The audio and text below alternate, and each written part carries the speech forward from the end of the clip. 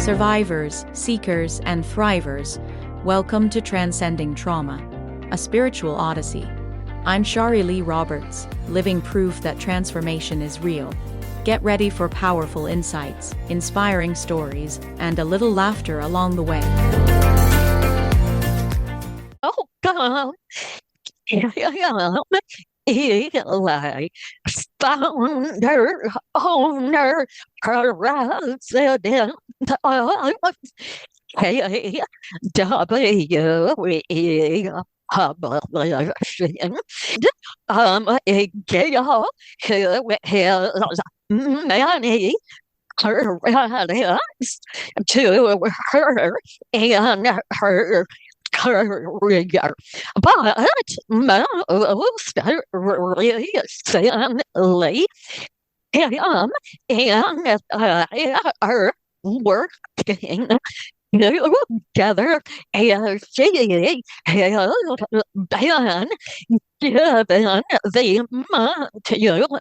monumental task of editing and publishing my book and bringing a bestseller to the market. But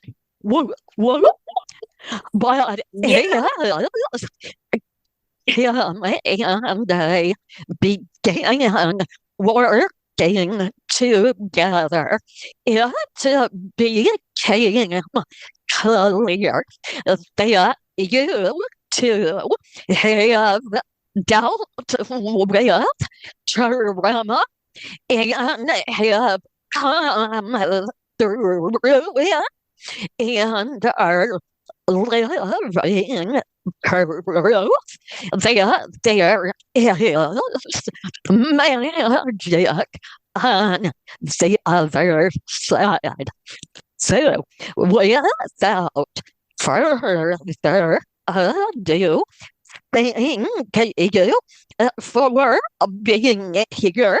And Kim, if you would like to add any more to your intro, do and just know listeners that Kim's full bio is in the description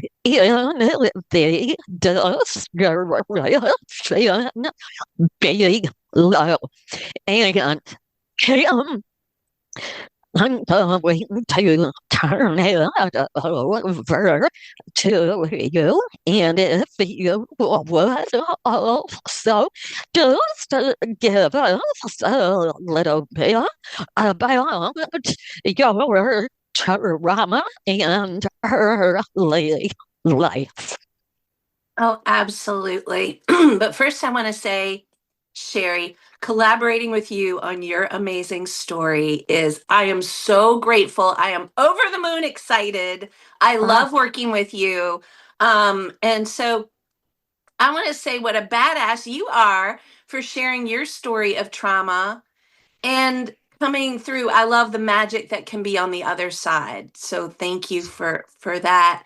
Yeah, it's really interesting when you're growing up, when you're a child.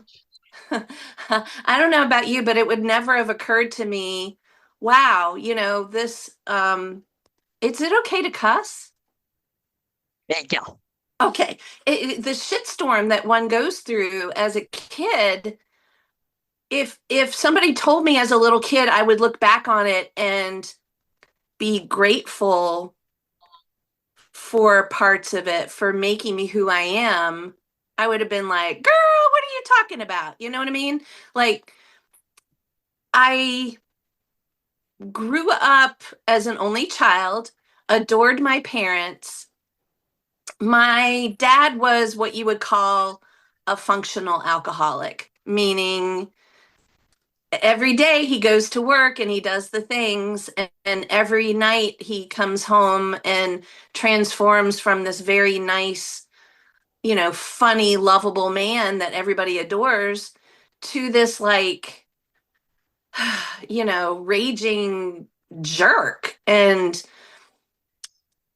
for so long, when I was growing up, and, Sherry, I think you and I are similar in age. This was before social media, this was before the internet. It wasn't like I could hop on Google and go, are other people experiencing this? I felt so alone, right? Yeah. Like, Yeah. That's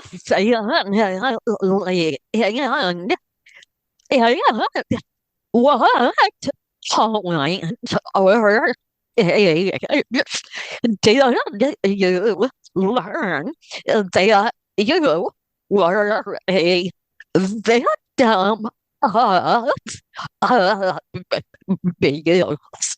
Yeah, because no one talked about it. It's all around us.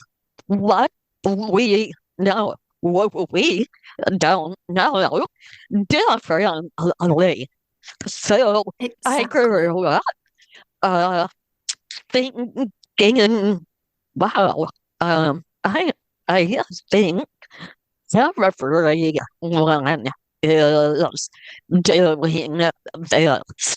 So Exactly. I think at first, and I don't know exactly when I realized, but I think the more time I spent at my friends' houses as a little girl, I would go to their house and it was really quiet and really normal. And I'm like, oh, yeah, I mean, like you're saying, when you don't know better, you just assume that that's everybody's life. And I'm like, you know, oh, when does your dad go ballistic? And, and it's like, oh, that doesn't happen here. Oh, I think that's when, and maybe that happened the same for you, but you started noticing like, this isn't how everybody's family operates. yeah, not having to worry about climbing out to the window and finding safety was like mind bending. Exactly, exactly. So I realized things were different. Being an only child, I became my mom's confidant. And so, in a Mm. way, it was powerful because I was able to be there for her. And in a way, and I'm not saying this in a boohoo kind of way, but it also meant I grew up really fast. Like I had to be there for her. So it was like, and it was agonizing because and it's really hard because you can love someone, you can this the very same person, and I think you experienced this too, Sherry, from reading your book. The very same people, your parents, can both be loving and kind, and then sometimes also just behave in ways that are really appalling. And my mom was an enabler, and she just always wanted to smooth things over. Hey, let's just get along to get along. And I frequently would jump into fights and stand up for her and get really angry with my dad. I didn't realize until later that that was something, that was a dynamic that was going on. And yeah, it was difficult too because everybody was like, your dad's such a great guy. He's amazing. And part of me wanted to be like, you don't know him. He's a completely different person. He lets his monsters show at home. Do you mind sharing some examples of what he did, the trauma abuse, and then now as an adult? Do you know what he went through, or what were or are his demons? Is your dad alive? He's no No. longer with us. Yeah, my mom passed away about 15 years ago, and my dad died in 2017. So Oh, yeah. wow. Okay. Did they really marry? They did, but candidly, it was contentious all the way to the end. Yeah. My mom passed away in 2010 um, from breast cancer. Wow. And yeah, oh, I miss her so much. Um, but yeah, towards the end, there was some really, it was always a fight. It was always a struggle. And I think she was so determined to make it work. I don't know if it was a generational thing, like, we're going to have the happy, picture perfect family on, showing on the outside, whether it destroys us or not. Honest to goodness, I believe a lot of the feelings and the things that she repressed added to her cancer. I know that sounds Yeah. strange, but I think it really made her sick. Um, there is now a ton of evidence and mounting evidence that trauma and suppressed feelings create a heavy energy Mm, that blocks energy flow and manifests in everything from migraines, chronic illness to cancer. Oh, yeah, wow. definitely a direct correlation. Yeah. Dang. Thank you for sharing that because I've always suspected that, but I wasn't sure. Well, you are incredibly insightful Oh, thank you. for even making that connection. Yeah. Thank you. So, tell me a little bit about your dad, what you think led him, and your mom, because no one who's confident will just get slap over the days with an abuser. And like you said, enables them. Oh, absolutely. So my mom and dad, and again, I get conflicted because they were both amazing people. They were the first people in their families to go to college. They grew up in a tiny little Virginia town. Um, and so they were both high achievers. Mom was a cheerleader and dad was the football quarterback and the class president. You know what I mean? Kind of that stereotypical, but good for them. They were go-getters. They saw how education could empower them. I think I know my dad never felt like he was enough. He was the oldest in his family. He had a younger brother who died. His younger brother was like 13 when he died, and I think my dad was 17. And in all the pictures I saw, Sherry, there's the most adorable picture of my dad and his brother Bruce. And Bruce must have been 3, and dad must have been like maybe 7 or 8. And dad is sitting there looking up, looking straight into the camera, and he's holding Bruce's hands. And Bruce is obviously struggling with his hands and going, like holding his breath. And I think that was my dad trying to, be a good role model for Bruce. So I know it affected him deeply when Bruce passed away. But I think my dad never, ever, he felt responsible, and yet he never felt like he was enough. Okay.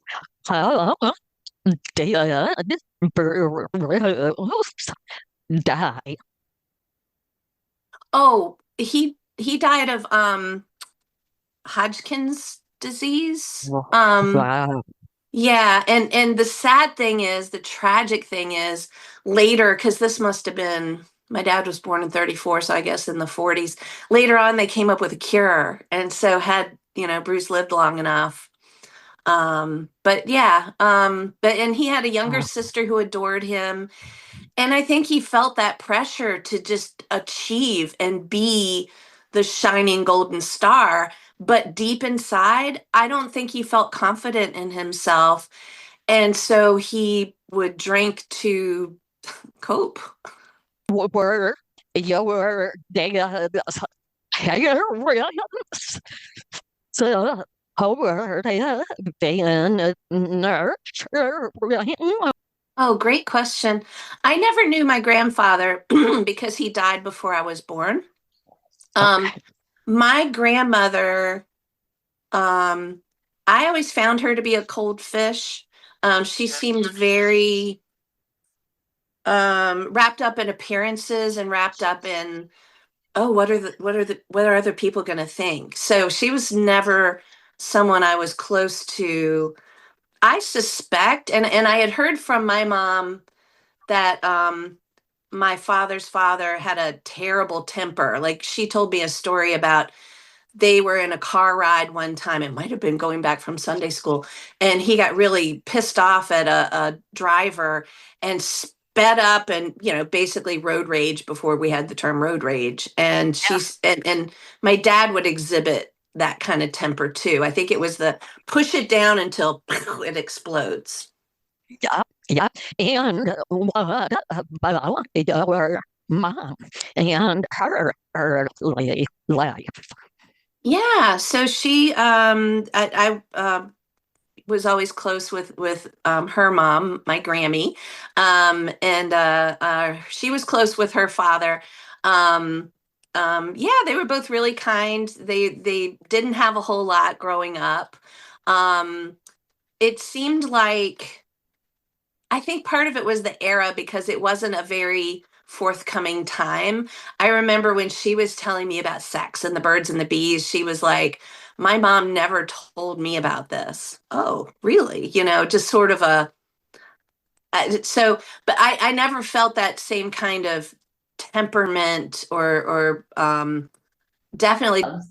The reason I wanted you to talk about all of that is to show how generational trauma impacts us. Yes. And your story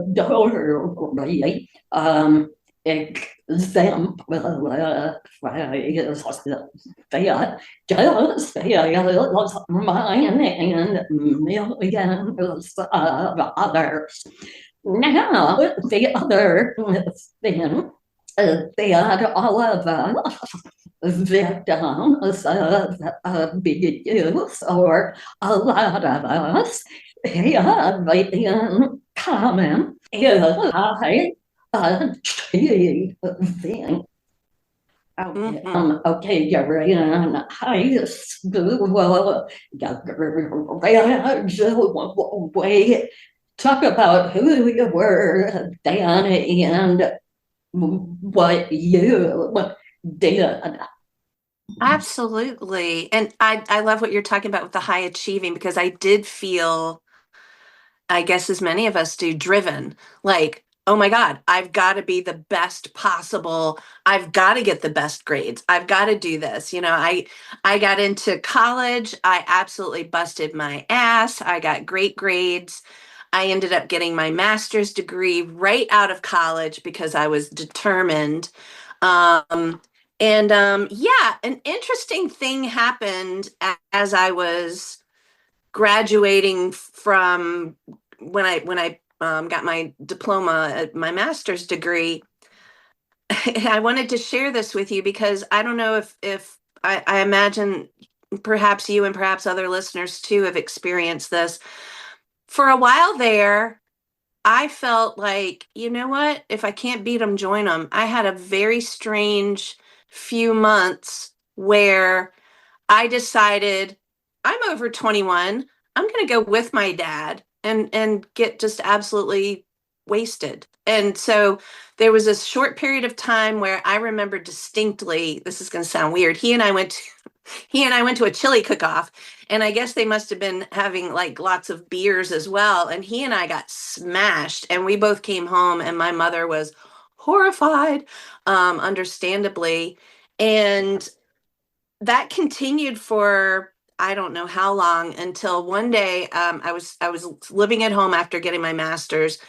I remember distinctly because our kitchen was upstairs and our bedrooms are downstairs. I don't know why. But I was downstairs in my bedroom and I heard up in the kitchen this slam. And it was my dad. He had fallen backwards out of his bar stool and slammed on the ground. And I came running up. Now he was okay, but I mean, I guess being, what is it? God looks after angels and drunk people. He was really lucky that he didn't like crack his head open. Yeah. But that, honest to goodness, Sherry, just shook the bejeebers out of me. And I was like, what the fuck am I doing? No, why am I doing this? And I then, it really shook me up. So I just wanted to share that because I don't know if other people go through that or not. That is so profound and important. And here's why. It is I believe our deepest desire to connect with the one abusing one, hopefully to stop the abuse, but the other is the search for that unconditional love and just connection. And that day, like I had that day too, where you realize it's never going to happen. Exactly. They are not capable of giving us or anyone.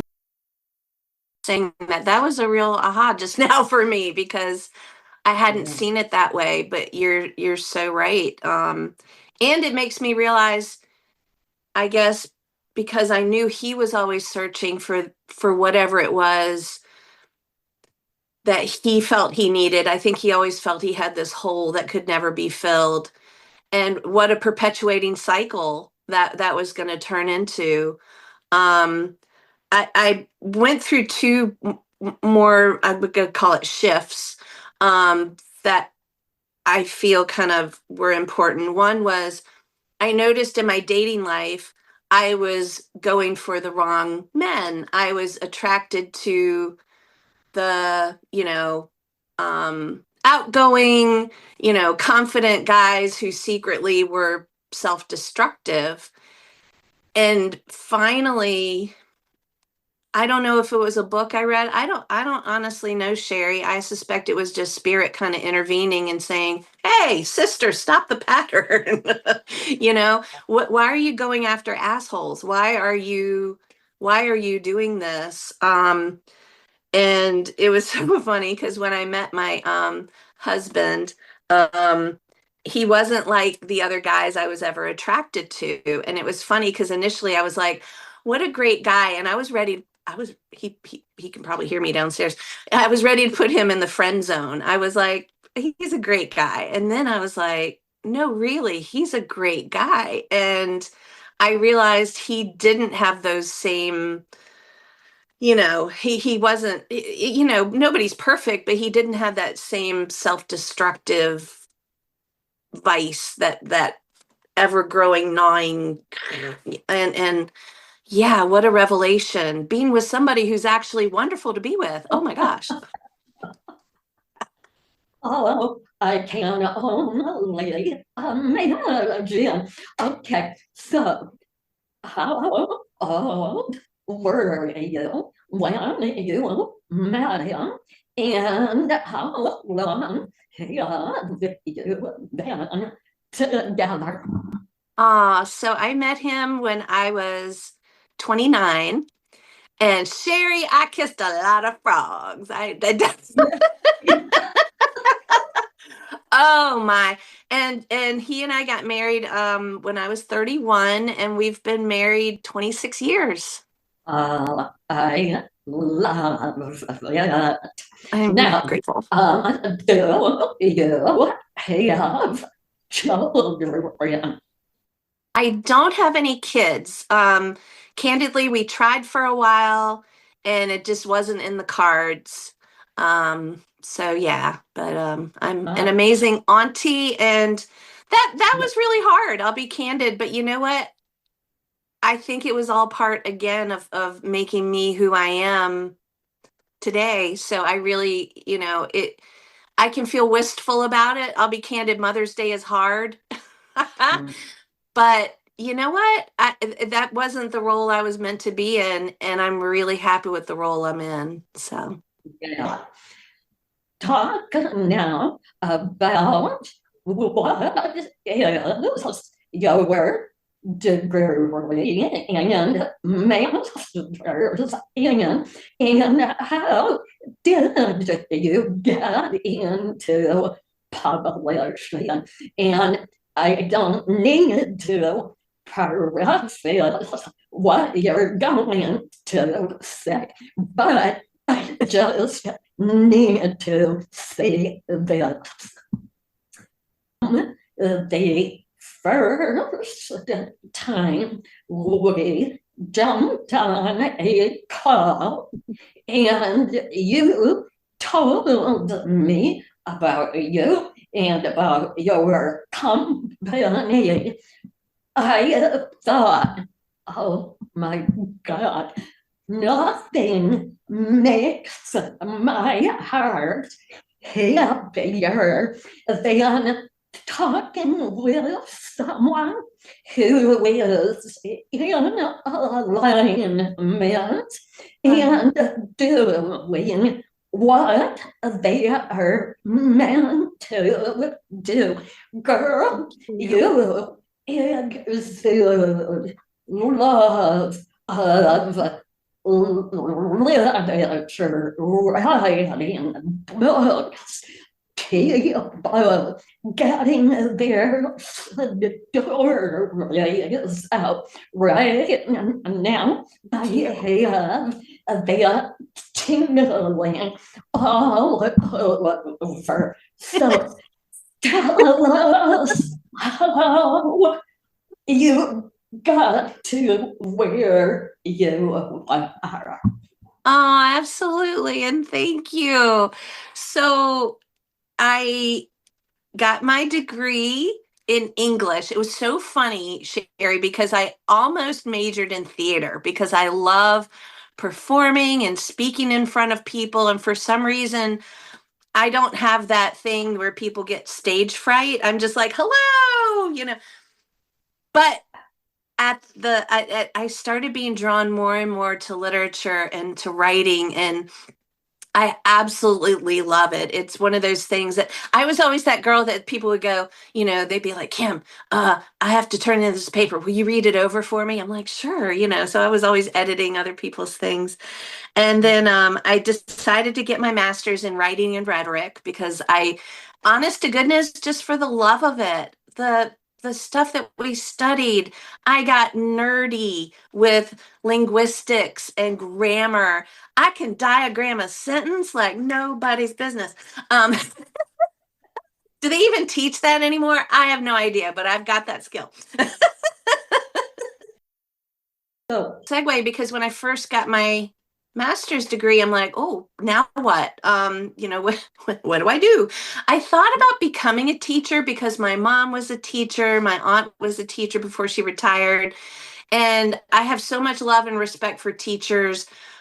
But also, it can be a grind. I saw my poor mom.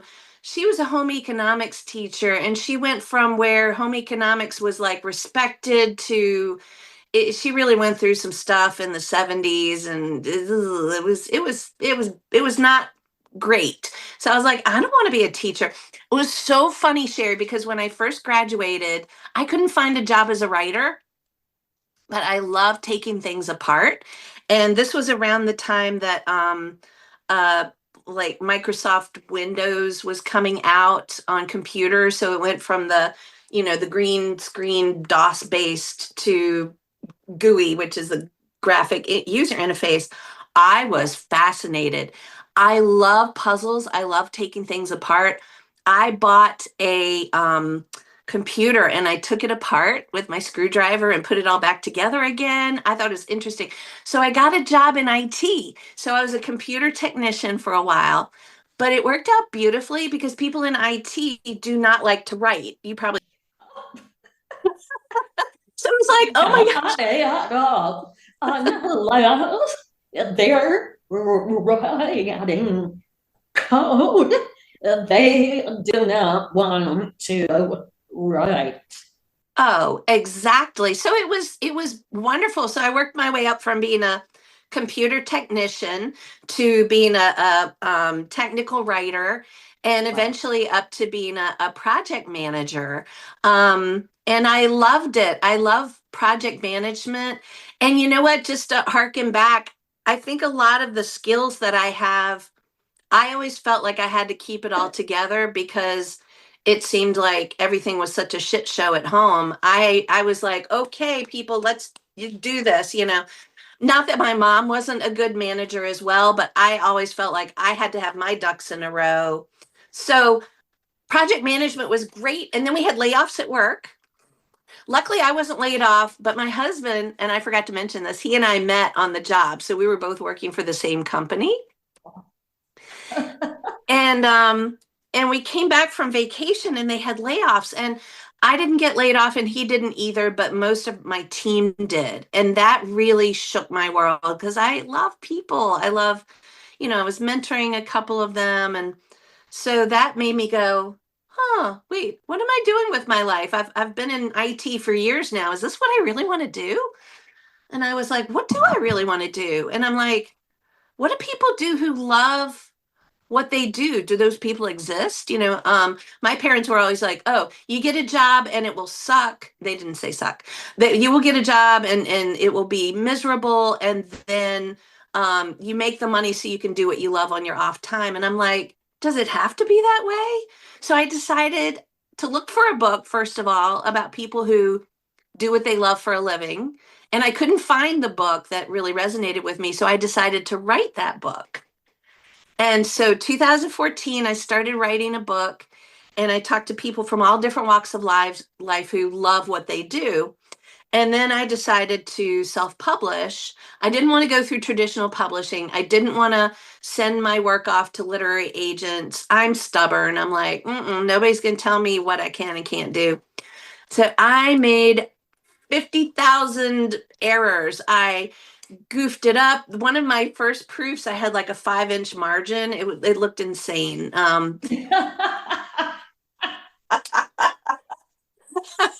Oh my God. I love your It was hilarious. God, It took it from a 150-page book to about 400 pages. Yeah. I'm like, oh, wow. So I did finally publish my book. I was excited. Me being me, I was like, hey, Sherry, guess what? I published a book. And so lots of people were responding. They're like, that's fantastic. I always wanted to write a book. How did you do it? But I was still in my IT brain.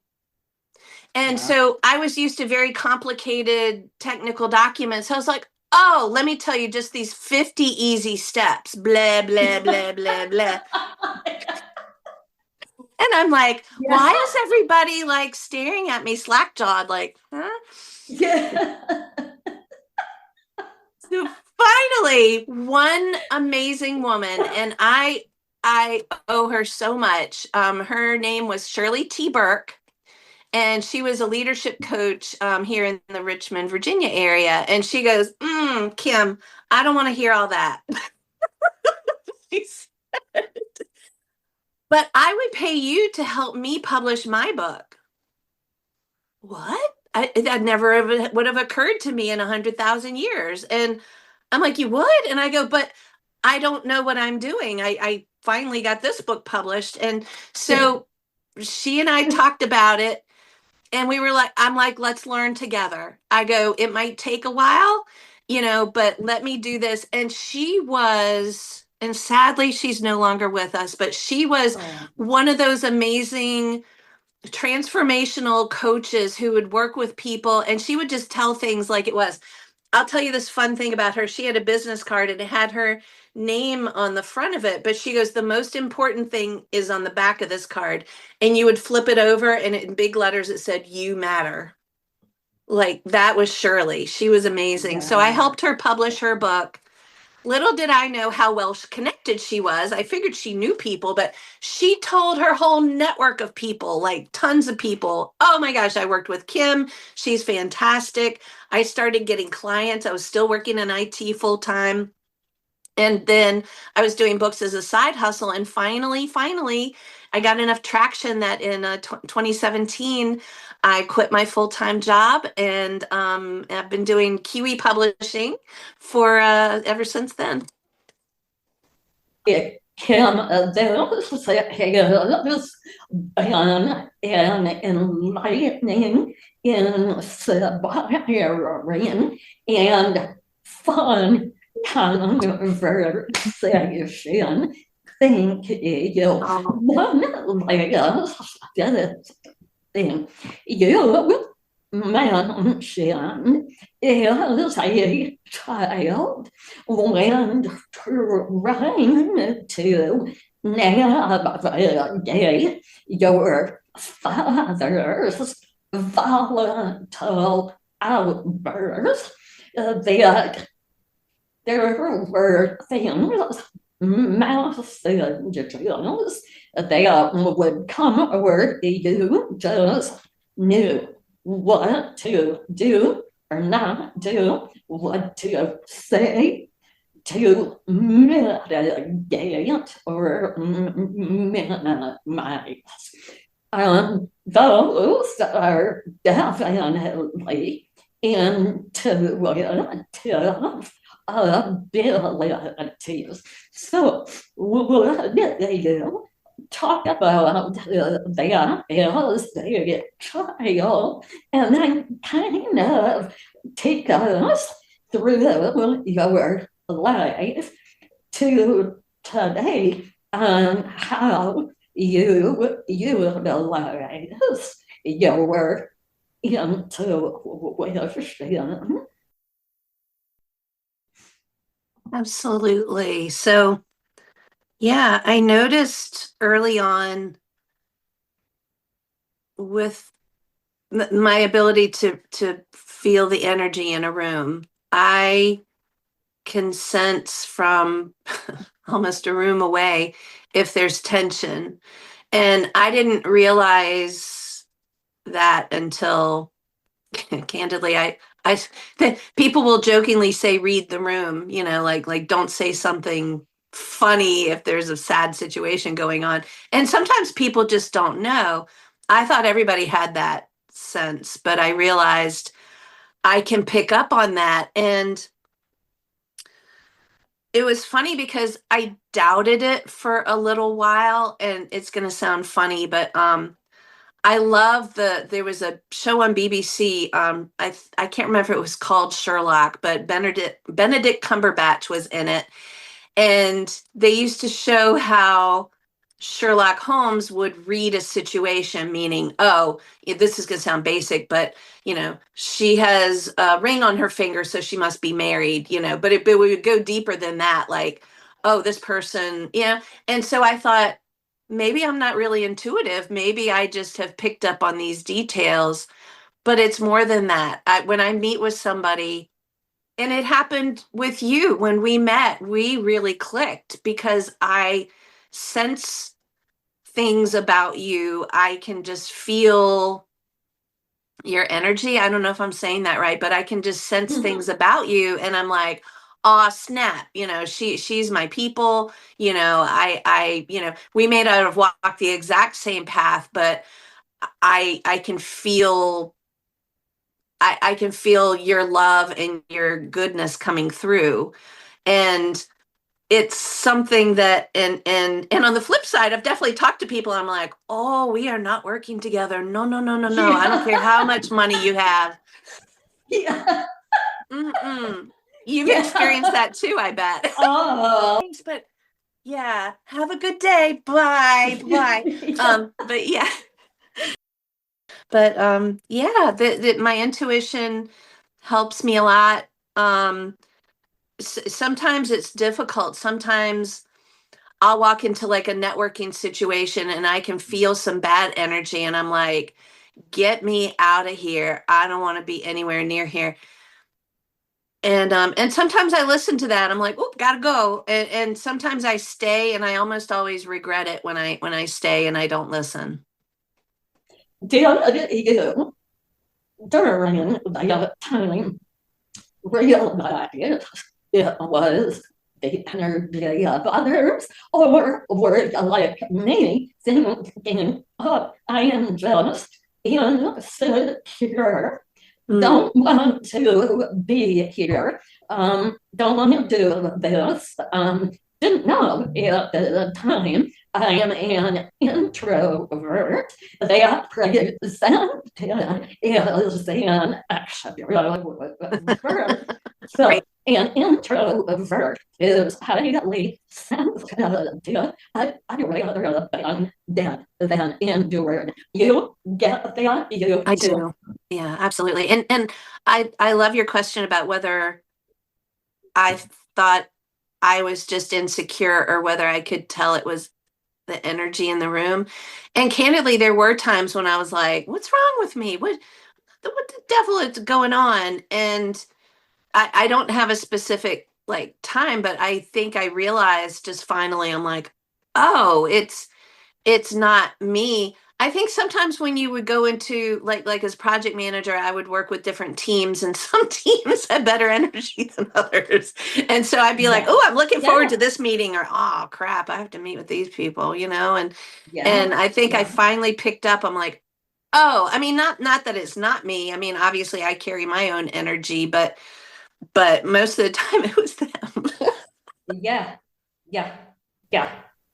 Well, where chaotic, we do pick up on others' energy, and that can be people at a gas station, people at a store that you walk by.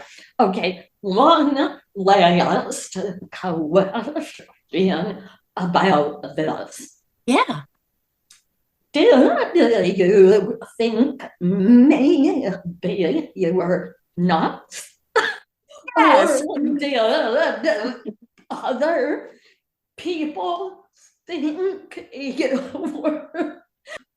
Yes, most definitely. One thing, because my mom was a big extrovert, so she and I would go shopping. I'd leave her alone for a minute, and she'd be like, "Let me introduce you to my friend Judy, who I just met." You know what I mean? Like she was just like. And so she used to tell me all the time, "Oh, Kim, you're so shy," and I'm like, "I don't think I'm shy." And it wasn't until years later that I had that awareness. I'm like, if I'm not feeling it, I'm not I'm not giving you my full Yeah. self, Yeah. but Yeah. if I feel it, if I am happy and comfortable, I'm like here, but otherwise, but part of it was protecting myself. Like if I'm not comfortable in a situation, I don't want to get hurt. I'm not going to put all my energy out there. And so that made me feel like I was like, why does she say I'm shy? So that did make me feel slightly like cray cray. Thank you for coming and being open and sharing your lovely self. Oh, Really, Kim, I totally enjoyed this. I hope you did. And I I did. know that people who will hear you will love you too. Oh, So thank tell you. us one more time the name of your company and how authors or one of the authors can reach you. And Oh. I'll put it in the description too. Oh, thank you so much. And I absolutely had a blast. Thank you. And yeah, I love talking to writers, especially, writers who haven't published yet, because I love answering the questions. And I always say there's no silly questions. Ask me anything. And yeah, my company is KWE Publishing, which stands for Kim Wells Eley, my name, but I pronounce it Kiwi, but KWE Publishing. And yeah, if you look me up, and I'd be delighted to talk, whether we work together or not. I always love talking about books, and I always want to be there for people. You are on LinkedIn, Yes. and your website is Oh, yeah, it's kwepub.com.